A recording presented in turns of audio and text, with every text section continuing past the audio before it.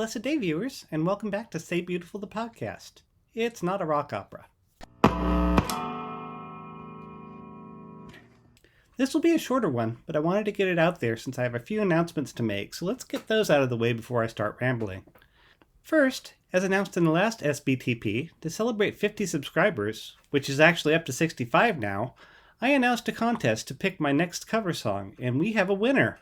And it's a song I hadn't heard before from an artist I've been looking for an excuse to cover. Thank you, Claire, for your suggestion. This will not be the very next cover I do, for reasons I'll explain in due time, but will be the next one after that, barring any major song learning setbacks. Second, as with many, December is shaping up to be a crazy month for me. Between family commitments and obligations around running sound at a church, my free time available for video production is at a premium.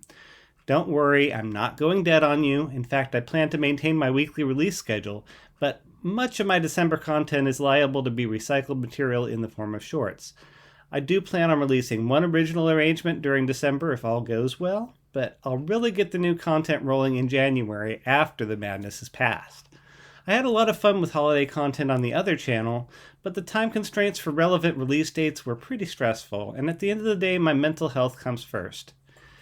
Finally, with the new year, I'm going to be taking a look at expanding Astrid Store, my online merch store, with some new designs.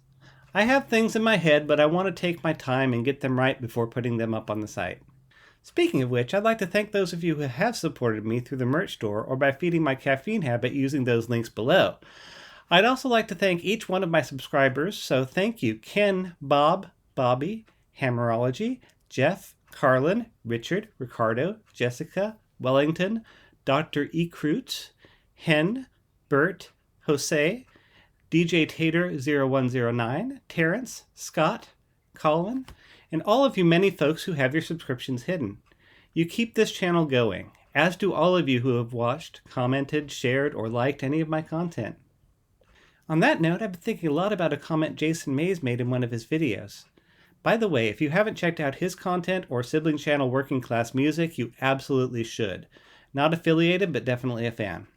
Anyway, Jason was going through his thanks to subscribers, watchers, etc., as one does, and he threw out what was probably a half-flippant comment in the moment. I don't remember the line word for word or which video it was in to transcribe it, but the gist of it was this. Thank you, Hatewatchers. All your views and comments help to make our channel stronger. I was floored. This one comment was a deceptively simple truth, and yet profound in its implications. Algorithms don't care how much you enjoyed or agreed with content, except insofar as you hit a binary like button or didn't. What the algorithms do care about is numbers. So any sort of buzz around your channel or content, positive or negative, puts it more in the public eye and potentially generates more income for the creators. Was it P.T. Barnum who once said there's no such thing as bad publicity? It should have been, because either way it's only become exponentially more true with the internet age. So, backing up a bit, thank you, Hatewatchers, from the bottom of my heart for selflessly putting your differences aside and supporting a small but growing artist whose views differ from your own. I know that behind every accusation and condemnation, every expression of disgust and outrage, there's a big thumbs up, a you go girl, and I'm sorry for not seeing it earlier. You folks care so much that you'd willingly subject yourself to algorithms suggesting more content you hate just for the chance to bring my channel a little more attention. Wow, guys, I'm humbled. Keep up the good work. All seriousness, I read all your comments, and I engage with those who disagree with me, unless they're being outright belligerent about it.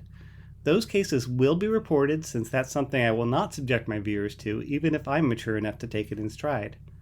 I find that many of the topics I address invite discourse, and I do my best to conduct that in a civil and informative manner.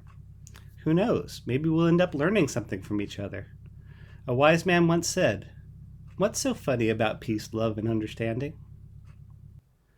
I used that line in particular as I was once asked to perform that song at a house church by my longtime friend Ben Fleeman. You may remember in my last video, I mentioned that he had been in a coma and on life support for several weeks with his life in the balance.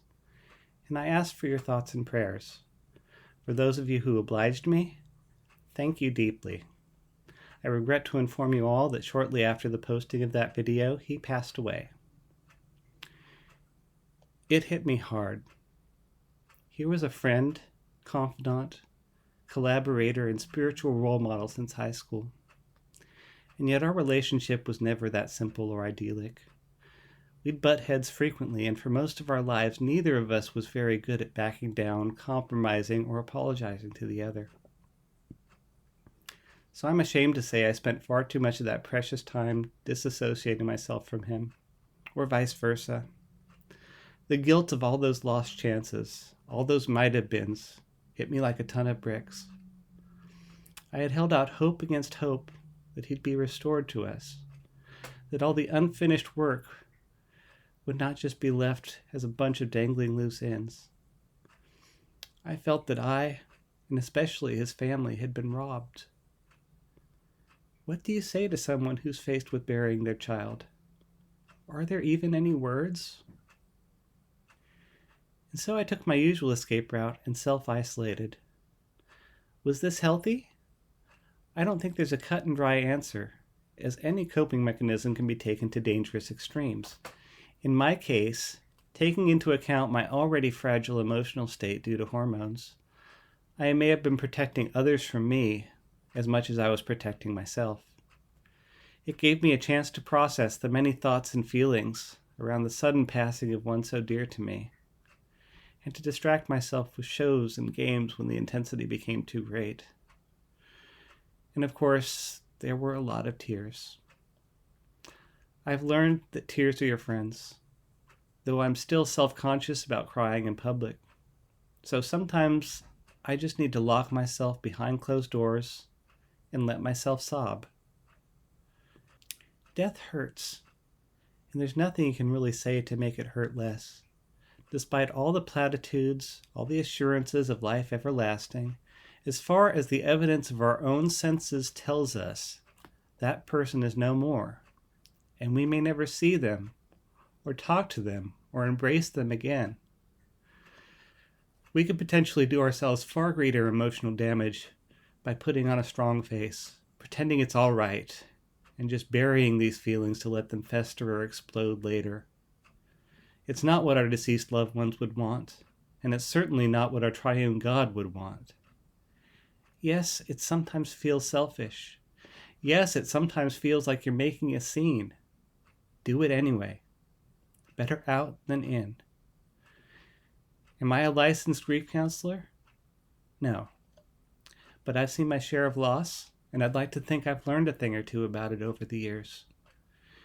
And very often the net result of my grief is drawing closer to God, who I feel is the only one who can truly understand what I'm going through. He has yet to let me down.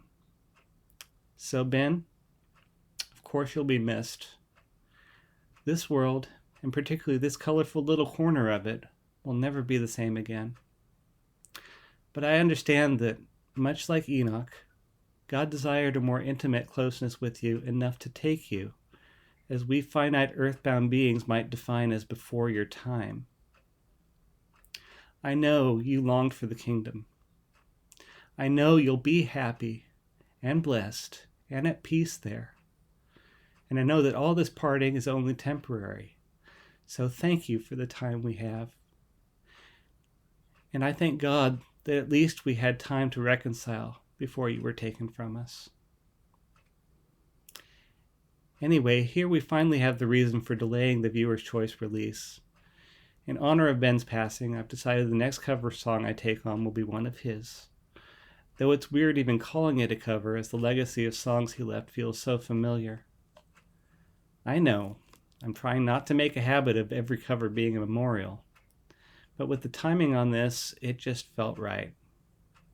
Don't worry, I'm pretty sure you all will enjoy it as much as I have over the years. Weird as it is switching gears out of that, I wanted to address a topic I've been asked a lot about, and haven't yet had a chance to properly address on this channel, namely celibacy and asexuality. I know, the terms have two very different meanings, but for me the lines have blurred, particularly as I advance in years in hormone therapy. But I guess I should start by defining those terms. Celibate, at least in the context I'm using it here, refers to a person who, for reasons of devotion to a cause or ideal, has chosen not to marry, and by extension in the Judeo-Christian ethos, to not engage in sexual contact at all. In many cases, such convictions are held despite strong physical urges, and generally encapsulate the idea in some way, shape, or form that God wants them free from such distractions to focus on a higher calling. Not that the celibate are by any means purer or closer to God than their non-celibate peers, merely that God has different callings for different people. Asexuality, on the other hand, encompasses individuals who for non-spiritual reasons refrain from sexual intimacy. There are a multitude of different forms this can take, and again, in many cases, sexual desire is still present. Nevertheless, for various reasons, asexual individuals have chosen not to follow them, at least not traditionally in the physical world. Oddly enough, my asexuality or celibacy, as I said, the lines blur in my case, is the one thing most people have the hardest time understanding about me. Trans or even non-binary, they can wrap their brains around. To some extent, they're dealing with recontextualizing things that exist in the same overall framework of gender identity that even cisgendered people find a place in. But to completely not seek out intimacy and romance? People have no such framework. It's like they're trying to understand a being from another dimension, a place where that desire for intimacy doesn't influence every ebb and flow of your life. They come up with counter-explanations, things that fit better within their existing worldview. Maybe you're struggling with your sexual orientation, or just getting over a bad breakup. Maybe, and oh God, do I hate this one, maybe you haven't found the right one yet. The arrogance inherent in that statement, as if every human being on this earth needs a right one to make them complete, just because you yourself consider it important. Point in fact, I found the right one. 3 times. Each and every time, they were the wrong one. I've come to the point where I look in a mirror and I like the person I am a hell of a lot better when I'm not in a relationship. Romantic hang-ups are just not a good look on me. I get clingy, shallow, codependent, and at the end of the day, I don't have the time and money to pursue my calling. So why settle, just because it's the expected thing? Okay, I'm going to rein this in as clearly it hits a nerve with me. Suffice to say, asexuality, or celibacy if you prefer, is a real thing that exists, and it's more common than you think.